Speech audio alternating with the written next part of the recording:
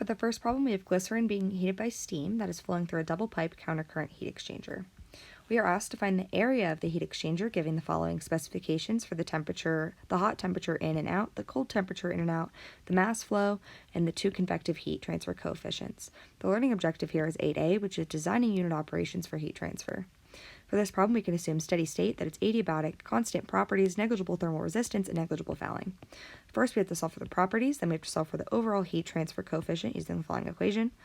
Then we have to solve for the log mean temperature difference, and then using the two different heat transfer equations, we can set them equal to each other and solve for the area, which is found to be 1.93 meters squared.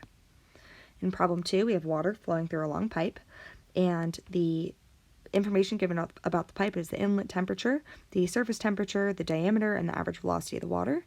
And we're asked to find the exit temperature, and the learning objectives are cylindrical coordinates, which is 5b, and internal force convection, which is 7a. In this problem, we can assume steady state, constant Ts, constant properties, and that water is hydrodynamically fully developed.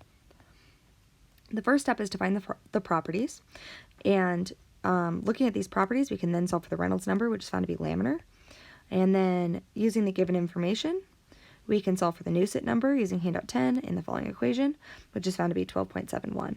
Then, using the Newsett number, we can solve for the convective heat transfer coefficient, which is 73.75 watts per meter squared Kelvin. Next, we solve for the mass flow and plug all of the given information into the following equation to find the exit temperature of 12 degrees Celsius. In the next problem, we're trying to figure out how much the water level in the pool will change over the course of 10 hours after being in the hot sun. In this problem, we know the time that the pool is in the sun for, the diameter of the pool, the height of the pool, the temperature of the surroundings, and the temperature of the pool. And our learning objectives are boiling, which is 17, and radiation, which is 1C, and we're asked to find the change in the height of the water in the pool. We can assume that it's steady state, that there's constant properties, constant temperatures, that heat is only transferred to water through the top of the surface. First, we have to find the properties, then we have to find the heat transfer using the radiation equation from the heat transfer from the air in the sun to the pool water. Then we find the mass evaporation rate, which is found using the following equation and found to be 8.02 times 10 to the negative 5 kilograms per second. Then, by multiplying the mass flow by the time, we can find the total mass that evaporates, which is 2.89 kilograms. And then, using this information and the density of water, as well as the equation for the volume of the pool, we can determine the change in height of the pool water to be 0.409 millimeters. In the next problem, there are some hot dogs that are being taken off the grill and allowed to cool over a period of time. And we are asked to find the final temperature, assuming that the heat transfer is zero-dimensional, that it's one-dimensional, where the hot dog is assumed to be a flat plate, and it's two-dimensional, where the hot dog is assumed to be a short cylinder. The learning objectives here are that it's zero-dimensional transient, one-dimensional transient, and two-dimensional transient, as well as natural convection. Here we know the length of the hot dog, the diameter, the initial temperature, the surrounding temperature, as well as the time that it sits for, and we're asked to find the final temperature.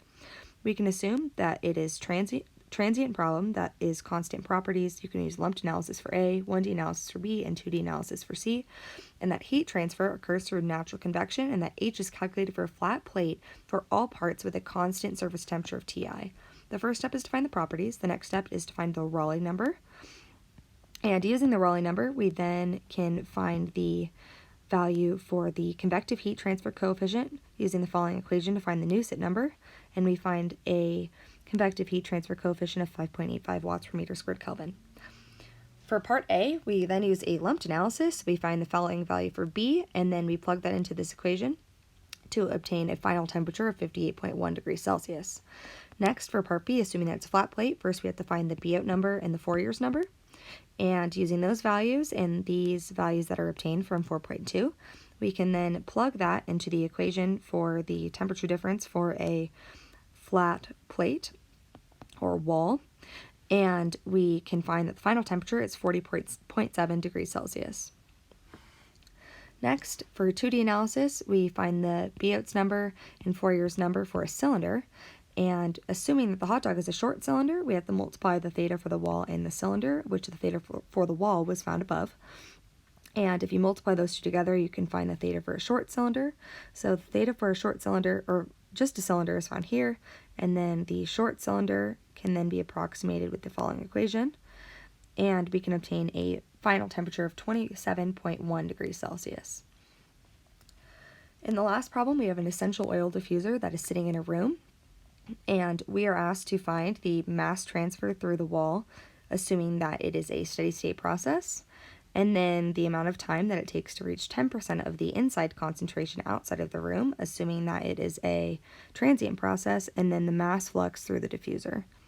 For learning objectives, we want to find the steady state mass diffusion, which is 6A, the transient mass diffusion, which is 6B, and membrane systems, which is 8B. And we know the area that mass transfers through, the thickness of the walls, the humidity, assuming that it's water vapor, as well as the thickness of the walls, the DAB, and the initial concentration inside the wall. We can assume that it's steady state, that it is for part A, transient for part B, and that constant properties exist and constant temperature exists between the two spaces, and as well as their constant density of gas.